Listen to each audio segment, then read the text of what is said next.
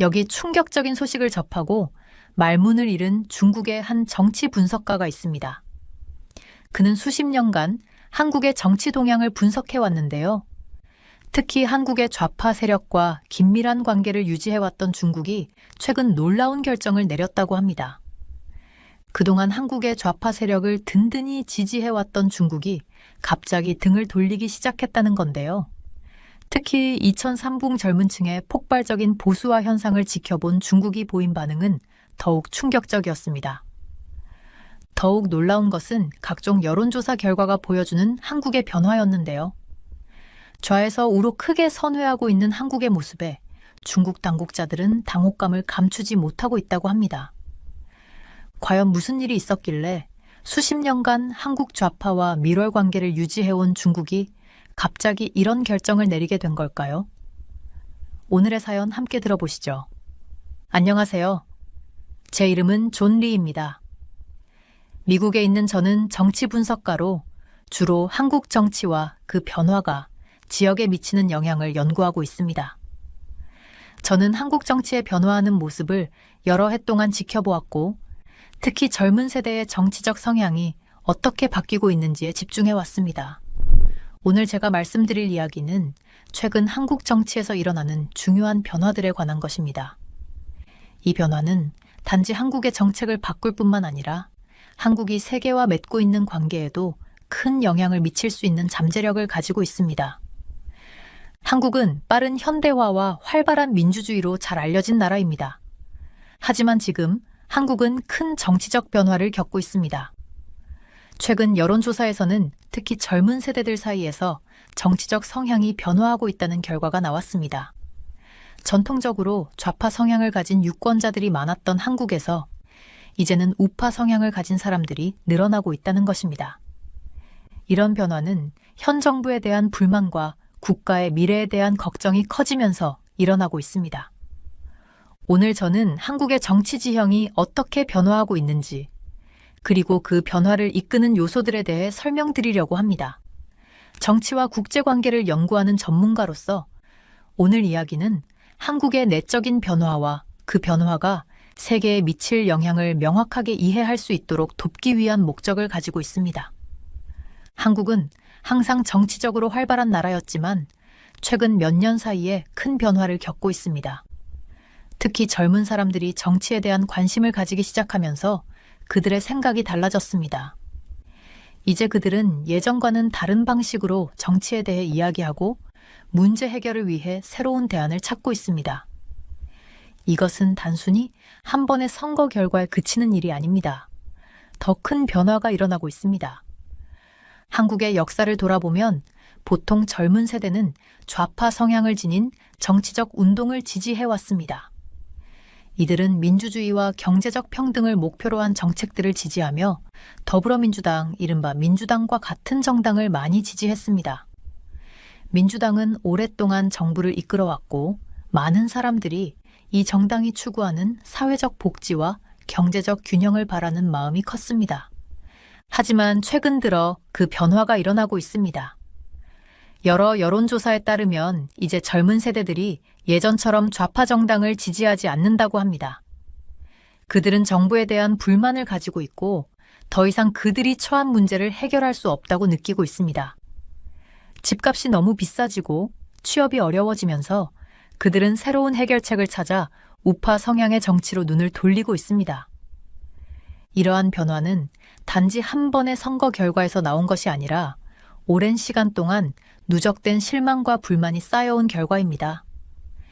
한국의 젊은이들은 경제 불안정, 높은 실업률, 그리고 주택 문제 같은 것들에 대해 점점 더 불만을 품고 있습니다. 예전의 해결책들이 더 이상 통하지 않는다고 느끼면서 이제 그들은 우파 성향의 정치에서 새로운 해답을 찾고자 하고 있습니다. 이 변화의 가장 큰 원인 중 하나는 사람들이 정보를 얻는 방식이 달라졌다는 점입니다.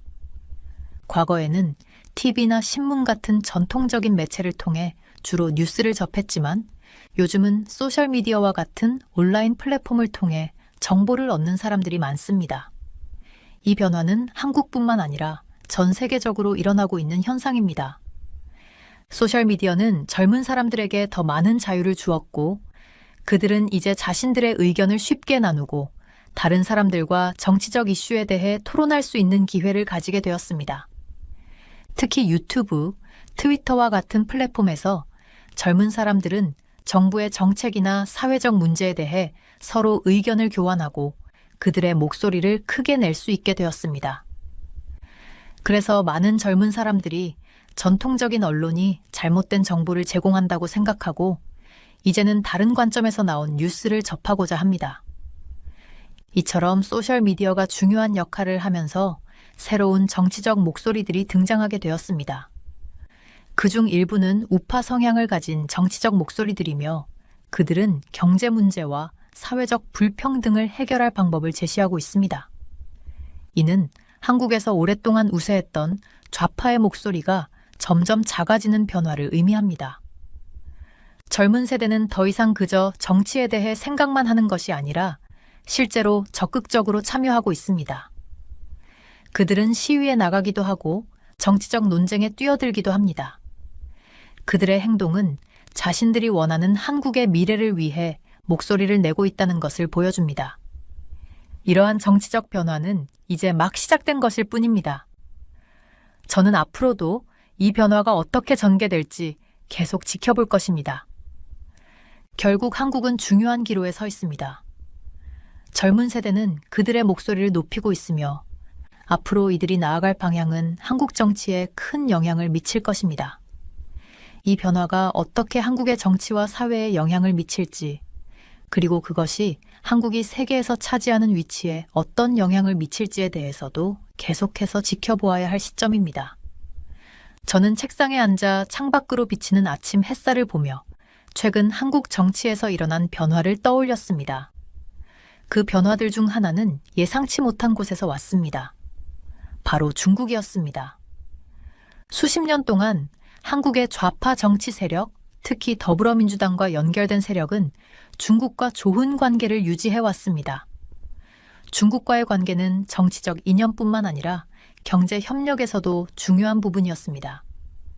특히 중국은 한국의 큰 이웃 국가였고 한국의 좌파는 평화적 외교를 추구하는 성향이어서 중국과의 관계는 잘 맞아떨어졌습니다. 그 관계는 양측 모두에게 유익했죠. 하지만 최근 몇 년 동안 저는 중국이 한국의 좌파 세력과의 관계에서 점차 거리를 두고 있다는 것을 느끼기 시작했습니다. 그 변화는 미세했지만 분명히 존재했습니다.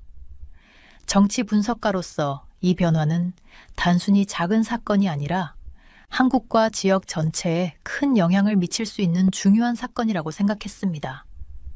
왜 중국은 이렇게 태도를 바꾸었을까요? 여러 가지 이유가 있을 수 있지만 가장 중요한 이유는 한국이 점점 더 미국과 가까워지고 있다는 점이었을 것 같습니다. 한국이 특히 안보와 경제 문제에서 미국과의 관계를 강화하면서 중국은 한국의 좌파와의 오랜 관계를 재평가해야 했을 것입니다. 그리고 한국의 젊은 세대가 점점 더 우파 성향으로 기울어가면서 이 변화는 더욱 빨라졌습니다. 우파는 전통적으로 미국과 동맹 관계를 맺고 있기 때문에 중국으로서는 한국의 정치적 방향에 대해 다시 생각할 수밖에 없었죠. 저는 이 변화가 단지 한국 내부의 정치 문제에 그치지 않는다고 생각했습니다. 이것은 아시아 지역 전체에 영향을 미칠 수 있는 변화였어요. 중국은 한국과의 관계에서 외교적 접근 방식을 다시 설정하고 있었던 것입니다. 그리고 그 변화는 한국뿐만 아니라 지역 내에서 중국이 어떻게 자리를 잡을 것인가에도 중요한 영향을 미쳤습니다. 하지만 현실은 여전히 중국이 한국과의 경제 관계에서 중요한 역할을 한다는 점이었습니다. 중국은 한국의 최대 교역국이기 때문에 정치적 변화를 무시할 수는 없었지만 여전히 경제적인 연결고리는 매우 강했습니다. 그럼에도 불구하고 저는 중국이 한국의 좌파와의 관계를 다시 생각해보고 있다는 점에서 이 변화가 단순한 일시적인 현상은 아니라는 느낌을 받았습니다. 중국은 한국의 정치적 변화에 적응하려는 모습이었습니다. 저는 한국의 외교 정책이 어떻게 바뀔 것인지에 대해 생각해봤습니다. 만약 한국이 계속해서 우파 성향으로 기울어 간다면 한국의 외교 정책은 미국과 더 밀접해질 가능성이 큽니다. 이렇게 되면 아시아 지역의 안보 상황에 큰 변화가 올 것입니다. 한국이 미국과 더 가까워지면 북한, 중국, 일본과의 관계도 달라질 수 있습니다. 미국과 가까워지면 한국은 중국과의 관계를 다시 조정해야 할 필요성이 커지겠죠. 하지만 그럼에도 불구하고 중국이 한국과의 관계에서 어떻게 대처할지는 여전히 중요한 문제였습니다. 만약 한국이 우파 성향을 강화하고 미국과의 관계를 더욱 확대한다면 중국은 어떤 태도를 취할지 그 상호작용을 지켜봐야 할 때였죠. 이러한 변화를 생각하면서 저는 한국의 미래에 대해 많은 생각을 했습니다. 한국 정치에서 일어나는 변화는 단지 내부적인 문제에만 그치지 않습니다. 그것은 한국이 국제사회에서 어떤 역할을 할 것인지에 대한 중요한 질문을 던지고 있습니다. 한국이 계속해서 미국과 가까워지면 지역 내 다른 강대국들과의 관계도 크게 달라질 것입니다. 그리고 중국은 이제 한국의 정치적 변화를 주의 깊게 살펴보고 한국과의 외교 관계에서 새로운 접근 방식을 찾아야 할 시점에 와 있는 것입니다. 현재로서는 한국의 정치 지형이 어떻게 변할지 확실하지 않지만 한 가지 분명한 것은 중국이 한국의 좌파와의 관계를 재조정하고 있다는 사실입니다. 이는 앞으로도 계속해서 큰 영향을 미칠 수밖에 없는 변화입니다. 최근 몇 년 사이에 한국의 미디어 환경은 크게 변했습니다. 한때 신문, 방송, 그리고 대형 국제 네트워크가 주도하던 미디어는 이제 훨씬 더 분산화되었습니다. 특히 소셜미디어를 통해 대안적인 뉴스 출처들이 많이 등장하면서 사람들의 정보 소비 방식도 완전히 바뀌었습니다. 이런 변화는 사람들이 세상을 어떻게 보고 정치와 어떻게 소통하며 결국 어떤 의견을 가지게 되는지에 큰 영향을 미쳤습니다. 저는 어렸을 때 뉴스는 주로 TV에서 나오는 거라고 생각했습니다. 유명한 앵커들이 저녁마다 정확한 정보를 전달하던 시대였죠. 신문도 마찬가지였습니다. 사람들은 신문에 실린 기사를 신뢰하고 그 기사가 제공하는 정보에 따라 세상을 이해했습니다. 그러나 시간이 지나면서 상황은 달라졌습니다. 인터넷과 소셜미디어가 세상을 뒤흔들었고 한국도 그 영향을 크게 받았습니다. 처음에는 사람들이 인터넷으로 빠르게 뉴스를 접하는 편리함을 느꼈습니다. 그런데 시간이 지나면서 유튜브, 트위터, 페이스북 같은 플랫폼들이 점점 더 중요한 정치적 논의의 장이 되어갔습니다. 이제는 누구나 인터넷만 있으면 자신의 방송을 할 수 있는 시대가 된 것이죠. 사람들이 9시 뉴스만 기다리지 않아도 되는 시대가 된 거죠. 라이브 스트리밍을 보거나 영상을 시청하거나 자신만의 의견을 공유하는 방식으로 새로운 정보가 공유되기 시작했습니다. 이 변화는 단순히 정보를 더 빨리 받는 정도에 그치지 않았습니다. 사람들에게는 신뢰의 문제였습니다. 특히 젊은 세대는 전통 미디어에 대해 점점 불신을 가지게 되었습니다. 그들은 전통 미디어가 정치적으로 편향되거나 세상에 대한 중요한 이야기를 제대로 다루지 않는다고 느꼈습니다. 그래서 대한미디어가 떠오르기 시작했고 독립적인 뉴스 채널과 소셜미디어 플랫폼들이 점점 더 많은 사람들의 관심을 끌게 되었습니다. 사람들이 신문에 실린 기사보다는 유튜버들이나 블로거들이나 인플루언서들이 다루는 내용에 더 관심을 가지게 된 거죠. 저는 그 변화를 직접 목격했습니다. 2020년 선거 시즌을 떠올려 보세요. 전통적인 미디어는 몇몇 주요 후보와 그들의 공약을 다루었지만 온라인에서는 그보다 훨씬 더 다양한 논의가 있었습니다. 사람들은 트위터와 유튜브에서 더 많은 이야기를 나누고 있었어요. 그들은 경제 문제, 주택 문제, 취업 문제 등 그동안 정치권에서 제대로 다루지 않던 문제들에 대해 이야기하고 있었습니다. 그런 문제들이 온라인에서 활발히 논의되기 시작했죠. 소셜미디어는 또한 중요한 사건들이 드러나는 장이 되었습니다. 예를 들어 정부의 부패 스캔들이 터졌을 때 전통적인 미디어는 이를 제대로 다루지 않거나 숨기려 했던 경우도 있었습니다. 그러나 온라인에서는 그런 사건들이 바로바로 확산되었죠. 그것은 단순한 뉴스 보도가 아니라 독립적인 기자들이나 블로거들이 진실을 추적하고 그것을 다른 사람들과 공유함으로써 가능했던 일이었습니다. 전통 미디어와 대한 미디어의 가장 큰 차이점 중 하나는 바로 팩트체크가 가능하다는 점입니다. 예전에는 신문을 읽고 TV 뉴스를 보면 대부분 그 내용을 믿었죠. 그런데 지금은 정보에 대해 바로바로 다른 시각이나 사실 여부를 확인할 수 있게 되었습니다. 이런 변화는 특히 젊은 세대가 더욱 비판적으로 뉴스를 소비하게 만든 요인이 되었죠.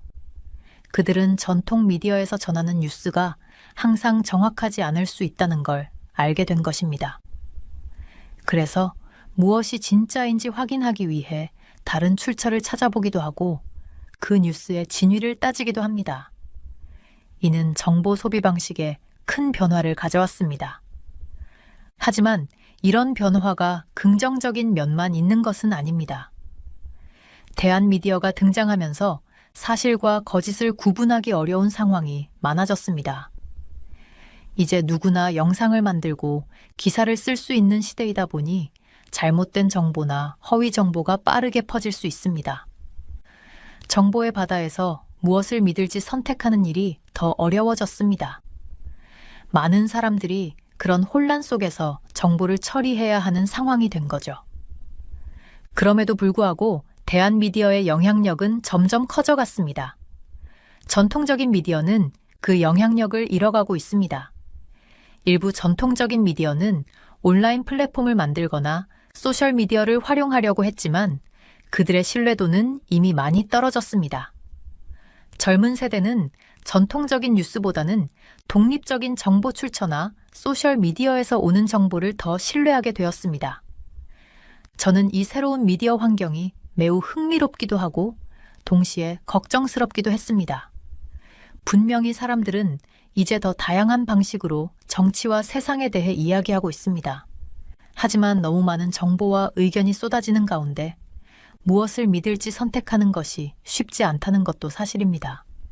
우리가 어떤 길을 가야 할지, 어떻게 신뢰할 만한 정보를 찾을지에 대해 계속 고민해야 할 때가 올 것입니다. 새로운 미디어 환경이 계속 변해가면서 전통적인 미디어의 역할은 점점 줄어들 것입니다. 우리는 이제 정보를 쉽게 얻을 수 있지만 그 정보가 정확한지 아닌지를 판단하는 힘도 필요합니다. 그런 점에서 대한미디어는 단순히 불만을 표현하는 것이 아니라 새로운 세상에서 우리가 어떻게 살아가야 할지를 묻는 중요한 물음이기도 합니다. 한국에서 일어나고 있는 정치적 변화는 단순히 국내 정책만 바꾸는 것이 아닙니다. 한국의 정치적 변화는 한국이 세계와 관계를 맺는 방식에도 큰 영향을 미칠 것입니다. 이번 장에서는 한국에서 보수 정치가 강해짐에 따라 한국의 역할이 어떻게 변화할 수 있는지에 대해 살펴보겠습니다. 과거에 한국의 정치 풍토는 주로 왼쪽 성향의 정부가 이끌었고 그 정부는 중국과 북한 같은 나라들과의 외교적 교류를 중요하게 생각했습니다. 한국의 왼쪽 정부는 중국과 경제적으로도 많은 교류가 있었고 북한과는 대화를 통해 긴장을 완화하려는 외교 정책을 펼쳤습니다. 하지만 보수 정치가 점점 더 많은 지지를 받으면서 한국의 외교 정책이 변화할 가능성이 커졌습니다. 보수적인 지도자가 늘어나면서 한국은 미국과의 관계를 더욱 강화할 수 있을 것으로 보입니다. 이는 한국이 중국과 북한의 위협에 대처하기 위해 보수적인 외교 정책을 취할 수 있음을 의미합니다. 특히 북한의 핵 개발 문제는 한국에서 큰 우려를 낳고 있습니다. 많은 한국 사람들, 특히 보수적인 사람들은 북한의 핵 개발이 심각한 위협이기 때문에 강력한 대응이 필요하다고 생각하고 있습니다. 그 결과 한국은 미국 및 일본과 함께 군사적 협력을 강화하고 지역 안보를 위해 더 긴밀한 관계를 맺을 가능성이 큽니다. 보수적인 시각에서 북한 문제를 다루는 방식은 과거 왼쪽 정부와는 많이 다릅니다. 왼쪽 정부는 대화와 협력을 통해 북한과의 관계를 풀어나가려 했지만 보수 정부는 북한의 위협에 대비해 더 강력한 군사적 준비나 제재를 우선시할 가능성이 큽니다. 이런 점에서 한국의 외교 정책은 과거와는 다른 방향으로 나아갈 수 있습니다. 한국이 북한과의 대화보다 더 강한 제재나 군사적 대비를 강조할 경우 한국의 정책은 이전과는 많이 달라질 것입니다. 또한 한국의 외교 관계 중에서 중국과의 관계도 중요한 부분입니다. 과거에는 한국의 왼쪽 정부가 중국과 긴밀한 관계를 유지했지만 보수 정권이 들어서면 중국과의 관계가 변할 수 있습니다. 한국이 미국과 더 가까워지면서 중국과의 관계가 어려워질 가능성도 있습니다. 한국이 미국과 더 많은 협력을 할수록 중국은 한국의 외교 정책에 불편함을 느낄 수 있습니다.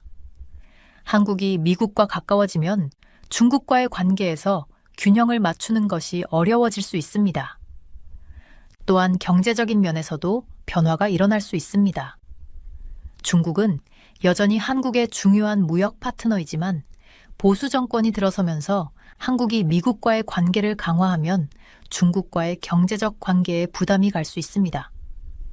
미국과 중국 간의 무역 전쟁은 한국에 큰 영향을 미칠 수 있습니다. 한국은 그 사이에서 어떤 선택을 해야 할지 고민하게 될 것입니다. 미국과의 관계가 강화될수록 중국과의 경제적 관계가 어려워질 수 있기 때문에 한국은 두 강국 사이에서 균형을 맞추는 어려운 상황에 처할 수 있습니다. 한국의 외교 정책 변화는 지역 안보와 국제 문제에도 영향을 미칠 것입니다. 예를 들어 한국은 방위비 지출을 늘리거나 더 강력한 군사 준비를 할 수 있습니다. 이런 변화는 한국이 지역 안보에서 더 큰 역할을 하려는 의지를 나타내는 것입니다. 또한 한국은 국제적으로도 더 많은 역할을 하려 할 수 있으며 환경 문제나 경제 협력 같은 분야에서도 더 적극적으로 참여할 가능성이 있습니다. 하지만 이러한 변화가 쉽지만은 않겠죠. 한국이 미국과 더욱 가까워진다면 중국과 북한과의 관계는 더 복잡해질 수 있기 때문에 한국은 외교적으로 더 많은 고민을 해야 할 것입니다. 미국 입장에서 보면 한국의 보수 정치의 강세는 여러 면에서 기회가 될 수 있습니다. 한국이 더 미국과 가까워지면 중국의 영향을 견제하는 데 중요한 동맹국이 될 수 있습니다. 한국이 강한 군사력을 갖추고 지역 안보에서 중요한 역할을 한다면 미국에게는 큰 도움이 될 것입니다. 하지만 이런 변화가 북한과 중국과의 관계를 더 어려워지게 할 수도 있기 때문에 미국은 한국과 함께 신중하게 외교 전략을 세워야 할 것입니다. 결국 한국의 정치적 변화는 한국의 세계적인 위치와 역할에 큰 영향을 미칠 것입니다. 보수 정치가 강해지면서 한국의 외교 정책도 보수적인 방향으로 변화할 수 있습니다. 이는 한국이 미국과 더욱 가까워지는 결과를 가져올 수 있으며 지역 안보에서 중요한 역할을 할 가능성이 큽니다. 하지만 이 변화는 중국과 북한과의 관계에 영향을 미칠 수 있어 한국은 신중하게 외교적 균형을 맞추어야 할 것입니다. 한국은 앞으로 국제사회에서 더 큰 역할을 할 수 있을 것으로 보입니다. 한국이 나아갈 길은 그만큼 더 복잡하고 중요한 시점에 서 있습니다. 앞으로 한국 정치의 미래는 확실히 예측할 수 없는 상황입니다. 우익 정치의 상승이 큰 변화를 일으켰지만 이것이 장기적인 변화로 이어질지 아니면 다른 방향으로 바뀔지 알 수 없습니다. 그렇지만 지금 일어나고 있는 변화는 한국이 다시는 예전처럼 돌아갈 수 없을 정도로 큰 영향을 미칠 가능성이 큽니다. 저는 한국 정치에 대해 많은 시간을 들여 연구한 사람으로서 이 변화가 실제로 한국 사회에 얼마나 큰 영향을 미칠지 궁금해집니다. 젊은 세대가 이 변화의 중심에 있는데 그들의 정치적 성향은 이전 세대와는 매우 다릅니다.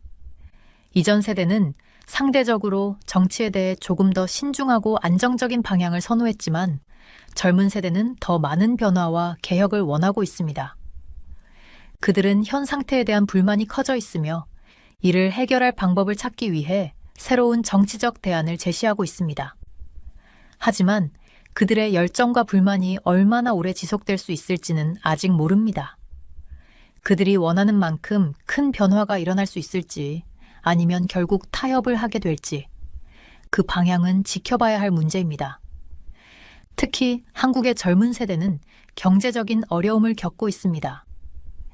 집값이 계속 올라가고 일자리는 점점 더 경쟁이 치열해지며 경제가 그들을 위한 방식으로 성장하지 않는다고 느끼고 있습니다. 이들은 정부가 그들의 목소리를 제대로 듣지 않는다고 느끼고 있으며 그래서 우익 정치로 눈을 돌리고 있는 것입니다. 우익은 경제 성장을 강화하고 정부의 개입을 줄이며 개인의 책임을 강조하는 정책을 제시하고 있습니다.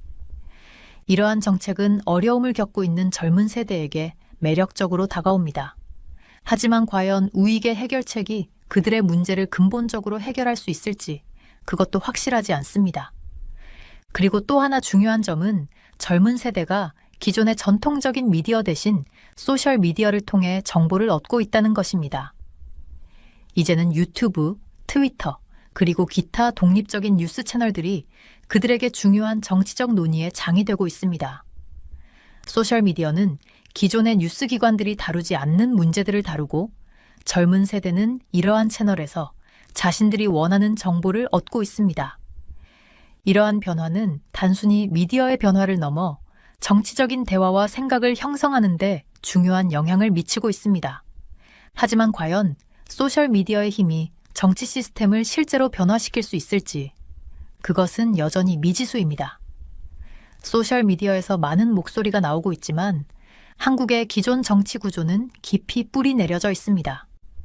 오래된 세대가 여전히 중요한 역할을 하고 있기 때문에 그들이 쉽게 정치적 권력을 내줄 가능성은 적습니다. 젊은 세대가 변화를 위해 열심히 노력한다고 해도 기존 세대가 여전히 권력을 쥐고 있는 한 변화를 이루기까지는 시간이 필요할 것입니다. 이 문제는 한쪽의 정치적 흐름만의 문제는 아닙니다. 한국 내에서는 여전히 좌파 세력이 강하게 존재하고 있습니다.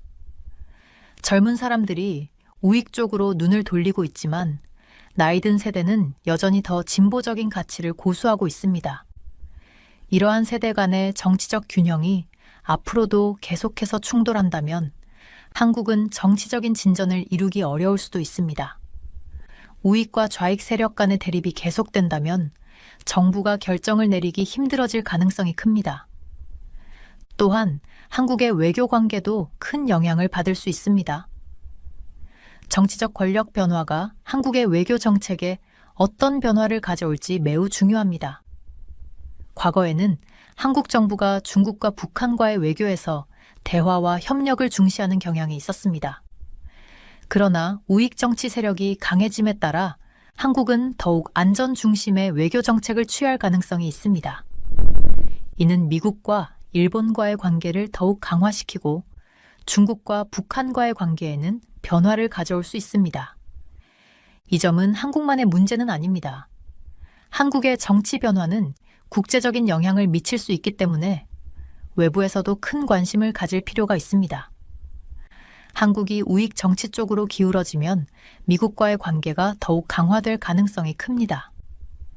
또한 일본과의 관계에서도 변화가 있을 수 있습니다. 미국과의 협력이 강화되면 한국은 중국의 영향력에 대항할 수 있는 중요한 동맹국으로 자리 잡을 수 있습니다. 하지만 만약 한국이 우익 정치의 강세를 이어간다면 중국과의 관계에서 긴장이 생길 수 있습니다. 이런 상황은 정치 전문가들이 지켜봐야 할 중요한 부분입니다. 결국 한국 정치의 미래는 젊은 세대가 어떻게 변할지, 그리고 나이 든 세대가 어떻게 반응할지에 따라 달라질 것입니다. 젊은 세대가 과연 그들이 원하는 만큼의 변화를 이끌어낼 수 있을지, 아니면 나이가 들면서 점차 중도적인 입장을 취할지, 그 부분은 계속해서 지켜봐야 할 문제입니다. 지금처럼 젊은 세대가 우익 정치로 기울어지는 추세가 계속될지, 아니면 새로운 중도적인 정치적 균형이 자리 잡을지, 그 미래는 불확실합니다. 이렇게 한국의 정치적 방향은 아직도 많이 변화하고 있습니다. 그 변화가 한국 사회와 외교 관계에 어떤 영향을 미칠지는 시간이 지나야 알 수 있겠지만, 확실히 지금 일어나고 있는 변화는 한국의 정치 지형을 바꿀 정도로 중요한 변화입니다. 이 변화가 한국에 어떤 영향을 미칠지, 그리고 그 변화가 다른 나라들과의 관계에 어떤 변화를 일으킬지는 계속해서 주목해야 할 부분입니다.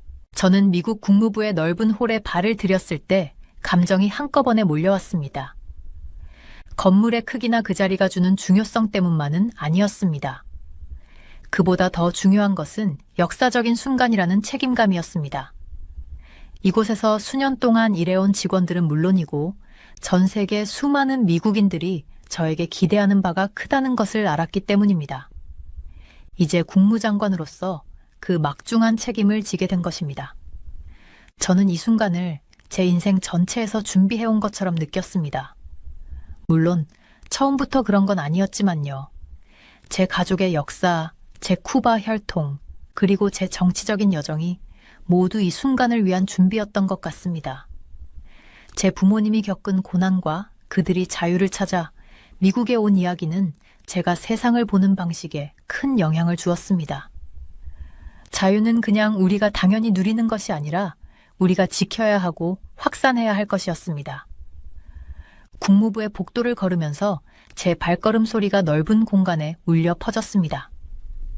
벽에는 역대 국무장관들의 초상화가 걸려 있었고 그들의 얼굴을 보며 그들이 겪은 어려움과 그들이 이뤄낸 업적들이 떠올랐습니다. 이분들은 전쟁과 평화의 시기를 거치며 외교를 이끌어온 분들입니다. 이제 그 자리에 제가 섰습니다. 저는 첫 쿠박의 미국인 국무장관으로 제 혈통에서 비롯된 독특한 시각이 외교에 어떤 영향을 미칠지 궁금했습니다. 저는 미국을 세계 무대에서 대표해야 합니다. 동맹국들을 강화하고 우리 이익을 보호해야 합니다. 그러나 그보다 더 중요한 것은 우리의 가치, 즉 자유, 민주주의, 법의 지배를 지키는 것입니다.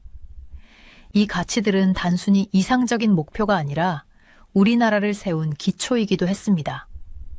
이민자 가정에서 자라난 저로서는 그 가치들이 얼마나 중요한지 누구보다 잘 알고 있습니다. 그것이 바로 제 부모님이 새로운 삶을 이곳에서 만들 수 있었던 이유였고 제가 오늘 이 자리에 있을 수 있었던 이유이기도 했습니다. 첫날 제 사무실에서는 수많은 회의와 브리핑이 이어졌습니다.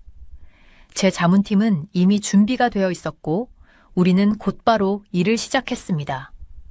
그들은 국제관계, 무역협정, 그리고 안보 위협에 대해 빠르게 이야기했지만 그 모든 말 속에서 하나의 공통점이 있었습니다. 세상은 빠르게 변하고 있다는 점이었습니다. 우리의 적들은 점점 더 똑똑해지고 더 결단력 있게 움직이고 있었습니다. 그에 맞춰 우리는 계속 진화해야 했습니다. 제가 배운 첫 번째 중요한 사실은 외교가 단순히 위기에 반응하는 것이 아니라 위기를 예측하고 준비하는 일이라는 점이었습니다. 우리는 한 발 앞서 생각하고 우리가 내리는 모든 결정이 세계 곳곳에 미치는 영향을 항상 염두에 두어야 했습니다. 그걸 머리로는 알았지만 실제로 그런 책임을 지게 되니 그 무게는 다른 차원이었습니다. 마치 폭풍 속에서 날씨를 예측하려는 것처럼 때로는 상황을 유지하는 것만으로도 충분했기 때문입니다. 몇 시간 동안 전문가들과 이야기를 나누고 정보 보고서를 읽고 국방부의 브리핑을 들었습니다. 하나하나의 정보가 퍼즐처럼 맞춰졌고 저는 그 퍼즐을 완성해야 했습니다. 그 과정에서 저는 세계 정치에 대한 급박한 교육을 받았습니다. 러시아가 동유럽에서 영향력을 확대하는 문제는 어떻게 대처할까? 중국이 남중국해에서 군사적 존재감을 키우는 문제는 어떻게 해야 할까? 그리고 북한 말 그대로 협상하지 않는 불안정한 폭탄과 같은 존재였습니다. 저는 제 일이 절대로 쉬운 일일 것이라고 기대하지 않았습니다. 그런데 그게 바로 제 일이었고 또 항상 그랬던 것처럼 어려운 결정을 내려야 했습니다. 상원에서나 대통령 후보로서 활동할 때부터 그런 결정들을 내렸지만 이제 그 선택들이 더 많은 사람들에게 영향을 미친다는 점에서 그 부담은 커졌습니다. 우리가 내리는 결정이 수백만 명의 삶을 바꿀 수 있기 때문입니다. 우리 동맹국들의 안전, 세계 경제의 안정성, 각 나라들의 안정성, 이 모든 것이 제 결정에 달려 있었습니다. 그날 오후 저는 국무부에서 수년간 일한 외교관들 앞에 섰습니다. 그들이 저를 어떻게 볼지 알 수 없었습니다. 그들 중 많은 사람들은 여러 국무장관을 봐왔고 저는 그들 중 첫 번째 쿠바계 미국인 국무장관이라는 점에서 조금 다른 존재였습니다. 그들이 저의 첫 번째 연설을 어떻게 받아들일지 궁금했습니다. 저는 깊게 숨을 들이쉬고 말을 시작했습니다. 미국의 세계에서의 역할은 항상 분명했습니다. 라고 말했습니다. 우리는 리더입니다. 우리는 수호자입니다. 그리고 우리는 자유의 수호자입니다. 제 목소리는 조금 떨렸지만 마음속에서는 결연한 의지가 느껴졌습니다. 우리의 외교 정책은 어려운 결정을 피하지 않을 것이며 우리 가치를 훼손하는 일을 절대로 용납하지 않을 것입니다. 우리는 우리의 이익을 보호하고 동맹국들과 함께 민주주의를 지키기 위해 싸울 것입니다. 그 말이 끝나자 방안은 잠시 침묵에 휩싸였습니다. 제 말이 방안을 가득 채운 것 같았습니다. 그 무게는 컸지만 동시에 그 말이 진심으로 나오지 않았다면 이런 자리에 설 수 없었을 것입니다. 저는 이 일이 쉽지 않을 거란 걸 알고 있었습니다. 세상은 그 어느 때보다 복잡하고 위기의 가능성은 늘 존재합니다. 하지만 한 가지는 분명했습니다. 저는 준비가 되어 있었습니다. 이제 진짜 일이 시작된 것입니다. 저는 국무부 사무실에서 저녁이 다가오는 시간을 보냈습니다. 창문으로 부드러운 저녁 햇살이 스며들고 있었습니다. 방금 끝낸 중요한 회의들에 대해 생각하며 앉아 있었습니다. 그 회의들에서는 우리가 앞으로 어떻게 나아가야 할지에 대한 많은 질문들이 오갔습니다. 그리고 그날 했던 연설이 머릿속을 떠나지 않았습니다. 몇 달 동안 준비해온 연설이었기 때문입니다. 그 연설에서는 미국 외교 정책에 대한 저의 비전이 담겨 있었고 그것은 저의 삶에서 중요하게 여겨온 핵심 가치들을 반영한 것이었습니다. 세상은 확실히 빠르게 변하고 있었습니다. 예전과 같은 국제 외교의 규칙들이 이제는 잘 통하지 않는 것 같았습니다. 떠오르는 강대국들, 변화하는 동맹들, 그리고 새로운 글로벌 도전들은 미국이 나아가야 할 전략을 재정비해야 함을 시사했습니다.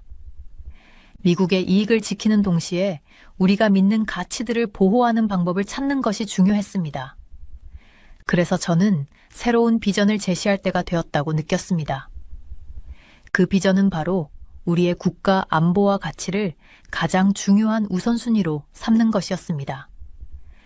저는 연설을 시작하면서 이렇게 말했습니다. 미국은 절대 자신의 안보나 가치를 희생하지 않을 것입니다. 그 말이 입에서 나오자 제 마음속에서 그 무게를 온전히 느꼈습니다. 저와 같은 나라에서 자라난 사람으로서 이 말이 얼마나 중요한지 잘 알고 있었기 때문입니다. 미국은 그 무엇보다도 우리의 민주주의, 자유, 인권을 지킬 것입니다. 우리 안보는 결코 타협할 수 없으며 우리의 핵심 가치도 마찬가지입니다. 그 누구도 우리를 그 길에서 벗어나게 할 수 없을 것입니다. 많은 사람들이 이 말에 깊이 공감할 것이라고 생각했습니다. 왜냐하면 역사에서 우리는 국가들이 그들의 가치를 타협했을 때 어떤 일이 일어났는지를 너무나 잘 알고 있기 때문입니다. 그런 선택들이 때로는 갈등과 고통을 초래하기도 했습니다. 그 교훈은 너무나 고통스럽게, 하지만 너무 늦게 깨달은 것이었습니다. 하지만 우리는 그런 실수를 반복하지 않겠습니다. 연설의 톤은 단호했지만 동시에 사람들에게 공감이 가도록 하려고 했습니다. 세상이 얼마나 위험해졌는지에 대해서도 언급했습니다. 권위주의 정권들이 일어나고 테러리즘이 확산되며 세계 평화가 위협받는 시대에 우리는 더욱 경각심을 가지고 대비해야 한다는 점을 강조했습니다. 하지만 그렇다고 해서 우리가 외교를 포기하거나 간과할 수는 없었습니다. 외교는 여전히 중요했습니다. 그러나 이제 우리는 모든 외교적 노력이 우리의 핵심 이익과 가치에 부합하도록 만들어야 한다는 사실을 알고 있었습니다. 저는 또한 불편한 진실을 언급했습니다. 갈등이 때로는 피할 수 없다는 사실이었습니다. 국가의 안보를 지키는 것은 결국 평화적인 협상만으로 해결할 수 없는 경우가 많습니다. 그래서 우리는 중요한 지역의 군사적 존재감을 유지할 필요가 있었습니다. 이는 우리가 지배하려는 것이 아니라 우리의 미래를 지키기 위한 방어적인 조치였습니다. 미국은 다른 어떤 나라와도 다릅니다. 저는 그렇게 말하며 우리의 강점과 회복력, 그리고 자유에 대한 의지를 강조했습니다. 우리는 민주주의를 위한 싸움에서 선두에 서왔고 인권을 보호하며 세계에서 약자들을 지켜왔습니다. 그러나 이 리더십은 결코 쉬운 일이 아니었습니다. 때로는 우리가 홀로 서야 할 때도 있을 것입니다. 그럴 때마다 우리는 흔들리지 않고 이 길을 걸어갈 것입니다. 그 연설이 끝난 후 저를 포함한 많은 사람들에게 그 말들이 얼마나 큰 의미를 가질 것인지 생각하게 만들었습니다. 이제 그 말들이 실제로 어떤 변화로 이어질지 궁금했습니다. 외국의 국가들이 어떻게 반응할지, 우리의 동맹국들은 어떻게 받아들일지, 그 모든 것이 중요한 문제였습니다. 그리고 몇 날 며칠이 지나면서 저는 그 연설의 내용을 다시 한번 되새기고 있었습니다. 미국은 절대 자신의 안보나 가치를 희생하지 않을 것입니다. 그 말은 무엇을 의미하는 걸까요? 실제 상황에서 어떻게 실천할 수 있을까요? 그것은 한마디로 말하기 어려운 문제였습니다. 상황마다 다를 수 있었고 때로는 복잡한 판단을 요구할 때도 있을 것입니다. 하지만 분명한 것은 어떤 도전이 오더라도 우리는 우리의 사람들과 우리의 이상을 지킬 수 있도록 흔들림 없이 행동할 것이라는 점이었습니다. 저는 창밖을 바라보며 저녁의 마지막 햇살이 사라지는 모습을 보았습니다. 세상은 조용해 보였지만 그 조용함 속에 많은 일이 일어나고 있을 것이라는 걸 알고 있었습니다. 외교 정책의 길은 결코 평탄하지 않았고 예측할 수 없었습니다. 하지만 중요한 것은 우리가 언제나 국가 안보와 핵심 가치를 지키기 위해 행동할 것이라는 점이었습니다. 그 생각을 마친 저는 자리에서 일어나 책상으로 걸어갔습니다. 그리고 다가오는 회의들에 대비하며 준비를 시작했습니다. 세상은 계속 돌아갈 것이고 우리는 언제나 그 길을 따라가며 국가 안보와 가치를 지켜나갈 것입니다. 어떤 일이 있어도 흔들리지 않겠습니다. 주변이 불안정하게 느껴졌습니다. 마치 무언가가 일어나기를 기다리는 듯한 기분이 들었죠. 그런 기분은 책임이 무겁게 내 어깨에 내려앉을 때 느끼는 감정입니다. 저는 청중 앞에 서 있었고 그 순간 제게만 집중하는 눈빛을 느낄 수 있었습니다. 더 이상 단순한 상원 의원이 아니었습니다. 저는 국무장관이었고 그 자리는 단지 권력을 넘어서서 무거운 책임이 따르는 자리였습니다. 바로 미국을 대표하여 전 세계를 이끌어야 하는 임무였죠. 저는 리더십에 대해 이야기했습니다. 미국이 세계에서 단순히 강력한 국가일 뿐 아니라 평화를 이끄는 존재로서의 역할에 대해 말씀드렸습니다. 글로벌 평화는 단지 바라는 것이 아니라 우리가 적극적으로 지켜야 할 것이며 그 평화는 미국의 미래와 깊은 관계가 있다는 것을 강조했습니다. 우리의 안보, 경제, 그리고 민주주의가 그 평화에 의존하고 있기 때문입니다. 제가 선택한 말들은 단지 카메라 앞에서나 연설문 작가들을 위한 것이 아니었습니다. 그것은 제 신념이었고 수년간의 경험에서 우러나온 말들이었습니다. 저는 미국이 더 이상 세계 정치에서 방관자가 아니라는 점을 분명히 했습니다. 우리는 단순한 참여자가 아닌 세계를 이끌어야 할 리더였죠. 미국의 리더십 없이 글로벌 평화는 유지되기 어려울 것이라고 말했습니다. 그 평화는 미국의 안보와 직결되며 동시에 세계 전체의 안정성에도 큰 영향을 미칩니다. 저는 그 평화가 단순히 좋은 뜻을 품고 있는 이상적인 목표가 아니라고 이야기했습니다. 그것은 전략적인 목표였으며 실질적인 미국의 이익과 연결되어 있다는 점을 강조했습니다. 평화로운 세계는 미국 기업들에게 더 많은 시장을 열어주고 미국의 군대가 우리의 이익을 지킬 수 있는 환경을 만듭니다. 또한 평화로운 세계는 민주주의가 전 세계에서 성장할 수 있는 토대를 마련해 줍니다. 하지만 그 평화가 저절로 이루어지는 것은 아니었습니다. 그것은 좋은 의도만으로 되는 일이 아니었죠. 평화를 지키려면 힘이 필요하고 약속이 필요합니다. 그리고 무엇보다 글로벌 정치의 변화하는 동향을 직시해야 했습니다. 최근 몇 년간 특히 중국과 러시아와 같은 권위주의 정권들이 떠오르면서 우리는 글로벌 평화를 더 이상 당연하게 여길 수 없다는 사실을 깨달았습니다. 이제 우리는 행동해야 했습니다. 단지 평화가 오기를 기다리는 것이 아니라 적극적으로 그것을 지키기 위한 조치를 취해야 했습니다. 특히 중국의 부상은 간과할 수 없는 문제였습니다. 중국은 아시아 태평양 지역과 그 너머에서 점점 더 큰 영향력을 행사하고 있었죠. 무역이나 외교뿐만 아니라 군사적 확장과 국제 규범을 자신들의 이익에 맞게 바꾸려는 시도를 계속하고 있었습니다. 세상에는 중국의 성장이 피할 수 없는 것이라고 생각하는 이들도 있을 것입니다. 하지만 저는 그렇게 생각하지 않았습니다. 중국이 세계 질서를 재편성하려는 시도를 그대로 두고 볼 수는 없었습니다. 우리는 미국의 글로벌 리더십을 지켜야 했습니다. 민주주의 가치를 수호하고 아시아 태평양 지역과 대만 해협 같은 중요한 지역에서 평화를 유지해야 했죠. 이런 지역들은 단지 해당 국가들만 중요한 것이 아니라 미국과 전 세계의 안정성에도 매우 중요한 의미를 가집니다. 연설 중에도 저는 동맹국들의 역할에 대해 이야기했습니다. 우리는 혼자 힘으로 모든 것을 해결할 수 없었습니다. 글로벌 리더십은 고립을 의미하지 않았습니다. 오히려 우리가 지향하는 평화와 안정의 비전을 공유하는 나라들과 협력해야 한다는 점을 강조했죠. 하지만 그 협력이 이루어지려면 우리 동맹국들도 자신들의 책임을 다해야 했습니다. 유럽, 아시아, 중동 지역에서 우리가 평화를 지키기 위해 나서는 것도 중요하지만 동맹국들이 각자의 안보와 세계 평화를 지키는 데에도 함께 힘을 써야 했습니다. 물론 모든 동맹국이 자연스럽게 우리의 동료가 되는 것은 아닙니다. 때로는 가치가 완전히 일치하지 않거나 자국의 이익에 더 집중하는 나라들도 있을 것입니다. 그렇다고 해서 그런 나라들과의 관계를 단절할 수는 없었습니다. 외교는 전략적이어야 했습니다.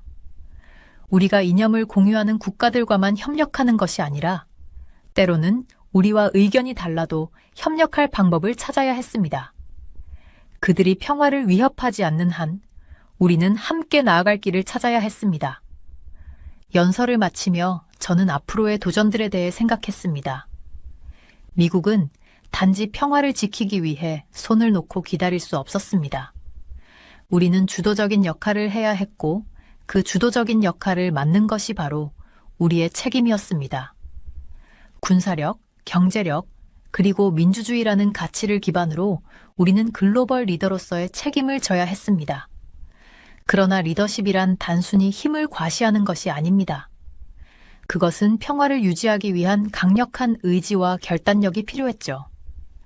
평화를 지키는 데 있어 때로는 강하게 나가야 하고 때로는 기다려야 할 때도 있었습니다. 그 모든 결정은 안정되고 평화로운 세상을 위한 것이었죠. 연설을 끝내고 나서 저는 이 일이 단지 외교 정책에 그치지 않는다는 것을 깨달았습니다. 이는 우리가 살아갈 세대를 위한 일이었고 그 세대는 평화가 단지 꿈이 아니라 현실로 이루어지는 세상에서 살아가야 했습니다. 그리고 그 평화는 우리가 매일매일 지켜나가야 할 것이었죠. 미국은 그 노력의 최전선에서 있어야만 했습니다. 그리고 그 책임을 제가 맡을 준비가 되어 있다는 것을 느꼈습니다. 국무부의 대리석 복도를 걸으며 위에서 들리는 불빛의 부드러운 윙윙거림이 마치 심장 박동처럼 느껴졌습니다.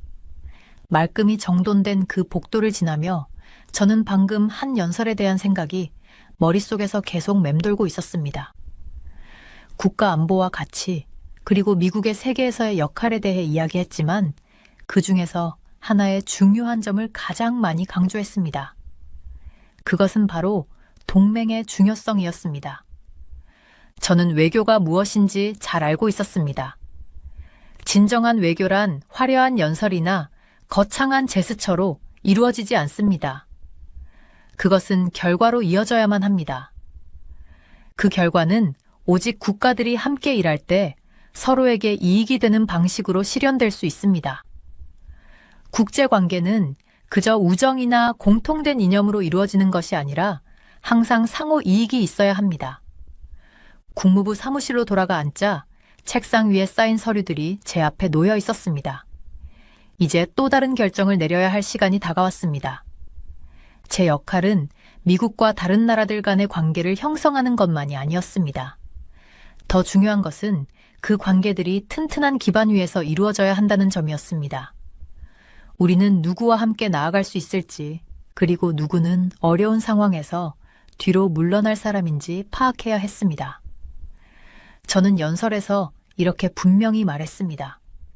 미국은 다른 나라들과 협력할 것이지만 그 협력이 우리가 원하는 방향으로 이루어져야만 한다. 이는 미국이 다른 나라들과 협력할 준비가 되어 있지만 그것이 서로의 전략적 목표가 맞아떨어질 때만 진지하게 관계를 깊이 있게 발전시킬 것이라는 뜻이었습니다. 우정이나 이념만으로 동맹을 맺는 것이 아니라 철저하게 실용적인 목표를 중심으로 관계를 구축해야 한다는 것입니다. 예를 들어 쿼드 외무장관 회담을 생각해 보세요.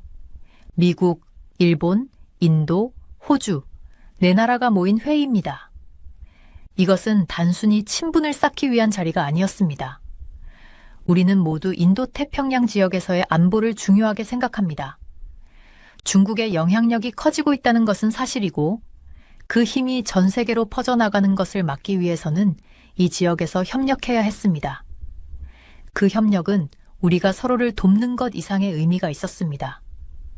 그것은 우리가 함께 강해져야만 우리가 원하는 세계 질서를 지킬 수 있다는 확신을 주는 일이었습니다. 하지만 이런 동맹들은 결코 자선 사업이 아닙니다. 우리는 공동의 이익을 바탕으로 관계를 맺습니다. 민주주의적 가치가 중요하지만 그것이 전부는 아니었습니다. 미국은 자국의 안보를 가장 우선시할 것이고 우리가 협력할 상대도 그 점을 이해해야 합니다. 그럼에도 불구하고 우리가 동맹을 맺는 이유는 하나입니다. 바로 서로에게 안정을 가져다주고 더 나아가서는 전 세계의 평화를 지킬 수 있기 때문입니다. 그러나 그 중심에 항상 미국의 안보와 이익이 있어야 한다는 점은 잊을 수 없었습니다. 저는 상원의원 시절에도 이러한 현실을 잘 알고 있었습니다. 유럽과의 관계, 예를 들어 나토 북대서양조약기구와의 관계가 그랬습니다. 우리가 어려운 상황에서 함께 움직인다고 해서 그것이 곧 신뢰가 된다고 할 수는 없었습니다. 동맹국들이 진심으로 함께 나아갈 준비가 되어 있는지 아니면 어느 순간 뒤로 물러날 준비가 되어 있는지를 알고 있어야 했습니다. 그래서 저희는 항상 실용적인 전략적 목표를 세우고 그것에 맞는 동맹을 선택해 왔습니다. 최근 동남아시아 여러 나라의 외교관들과 만났을 때의 일입니다. 그들은 아주 간단한 질문을 던졌습니다. 우리는 중국의 위협에 대해 어떻게 대응할 수 있을까요? 그들의 걱정은 중국의 군사적 영향력이 커지고 있다는 점이었고 그들은 미국에게 이 문제에 대해 리더십을 보여달라고 요청했습니다. 그러나 그들이 원하는 것은 단순히 군사적 지원만이 아니었습니다. 그들은 우리가 정말로 그들과 함께 할 것인지, 그리고 우리가 진심으로 그들의 안보를 중요하게 생각한다는 확신을 원했던 것입니다. 그런데 그 점에서 가장 중요한 것은 신뢰였습니다. 동맹 관계가 아무리 강하더라도 그것이 진정으로 지속되기 위해서는 서로가 믿을 수 있어야 합니다. 저는 이 점을 너무나 잘 알고 있었습니다. 그동안 수많은 무역 협상이나 군사적 동맹에서 배운 교훈이었습니다. 신뢰는 단순히 말을 잘 하는 것만으로 쌓이는 것이 아니었습니다. 그것은 실천을 통해 쌓여야 했고 그것을 행동으로 보여줘야 했습니다. 저는 창밖을 바라보며 앞으로의 길이 결코 쉽지 않다는 것을 잘 알고 있었습니다. 어려운 일들이 분명 있을 것입니다. 하지만 그런 상황 속에서도 우리는 올바른 동맹을 맺고 상호 이익과 신뢰를 바탕으로 더욱 강력한 국가가 될 수 있었습니다. 그때 우리는 미국뿐만 아니라 전 세계의 평화와 안정을 지킬 수 있을 것입니다. 외교란 결국 그런 것입니다. 미국이 강하고 안전하며 세계에서 리더십을 유지할 수 있도록 만드는 일입니다. 저는 그 길을 걸어갈 준비가 되어 있었습니다. 루비오가 다른 주제로 말을 이어가면서 분위기가 무거워졌습니다. 하지만 그가 중국에 대해 이야기할 때는 그 톤이 확 달라졌어요. 그 차이를 저는 느낄 수 있었습니다. 아주 미세하지만 확실한 변화였어요. 그의 눈이 살짝 좁아지고 턱이 단단히 조여진 듯한 느낌을 받았습니다. 마치 중요한 전투를 앞두고 있는 사람처럼 말이죠. 그리고 그가 이어서 한 말은 아주 간단명료하고 단호했어요. 오해의 여지가 없었습니다. 그는 먼저 분명한 경고를 했습니다. 중국은 더 이상 미국이 무시할 수 있는 대상이 아니라고요. 그가 말한 것은 단순히 무역 불균형이나 경제 경쟁에 관한 것이 아니었습니다. 훨씬 더 중요한 문제였어요. 그것은 세계의 권력 균형, 즉 국제사회에서의 패권을 의미하는 문제였죠.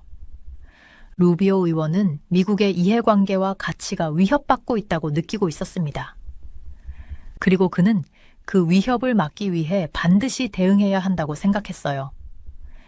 저는 그 말 속에서 어떤 특별한 느낌을 받았습니다. 루비오 의원은 정치인으로서 중국에 대해 오랜 기간 동안 지켜봐왔고 그가 말하는 방식이 무척 진지하고 개인적으로 다가오는 느낌이었어요. 그가 중국과의 대립을 언급할 때 그것은 단순한 경쟁을 넘어서는 문제였어요. 루비오 의원은 그때마다 그 말을 전하면서 뭔가 결단력 있는 모습이었죠. 이제 더 이상 미국은 중국에 물러서지 않는다라는 느낌을 받았습니다. 그가 강조한 것은 특히 인도 태평양 지역이었어요. 이 지역은 원래도 중요했지만 루비오 의원의 말에 따르면 이제 그 중요성은 더욱 커졌습니다. 그는 중국이 남중국해에서 군사력을 키우고 있는 상황을 언급하며 이것이 단순한 지역 문제에 그치지 않는다고 말했어요. 이 지역에서 중국의 영향력이 커지면 미국은 점점 더 힘이 빠질 수밖에 없다는 거였죠. 그리고 이는 전 세계적인 무역로와도 연결되는 문제였습니다. 남중국해는 세계에서 가장 중요한 무역로 중 하나인데 만약 중국이 이 지역을 장악한다면 세계 경제와 정치에서 미국의 영향력은 크게 줄어들 거라고 루비오 의원은 경고했습니다. 루비오 의원의 발언에서 제가 가장 인상 깊었던 것은 그의 전략이었어요. 중국에 맞서 싸우려면 미국 혼자만의 힘으로는 부족하다는 거죠. 미국은 이제 중국과의 대결을 혼자서 이끌지 않겠다고 분명히 밝혔습니다. 바로 동맹이 중요하다는 것이었어요. 그는 미국이 일본, 인도, 호주와 함께 쿼드라는 협력체를 강화해야 한다고 강조했습니다. 이 네 나라가 함께 힘을 합쳐야만 중국의 부상을 막을 수 있다는 거죠. 제가 루비오 의원의 말을 듣고 나서 깨달은 점은 그가 단지 중국에 대한 강경한 입장을 취하는 것만으로 끝내지 않았다는 거였어요. 그는 이를 위해 국제적으로도 실질적인 동맹을 구축해야 한다고 했어요. 이는 미국의 외교 정책이 점점 더 전략적이고 현실적인 방향으로 나아가고 있다는 것을 의미했죠. 즉, 미국이 다른 나라들과 협력할 때는 반드시 공동의 이익이 있어야 하고 그 이익이 없다면 관계를 깊이 유지하지 않을 것이라는 점이었습니다. 그의 발언에서 또 하나 눈에 띄었던 점은 중국의 인권 문제와 민주주의 억압에 대해서도 분명히 언급한 부분이었어요. 그는 미국이 단순히 중국의 군사력에만 초점을 맞추는 것이 아니라 그 나라가 자행하는 인권 침해와 민주주의 억압에 대해서도 계속해서 압박을 가해야 한다고 말했어요. 홍콩에서의 사건들, 그리고 중국 내의 인권 문제는 분명히 미국 외교 정책에서 중요한 부분으로 자리 잡고 있었죠. 루비오 의원은 결코 중국과의 대화를 아예 배제하지 않았습니다.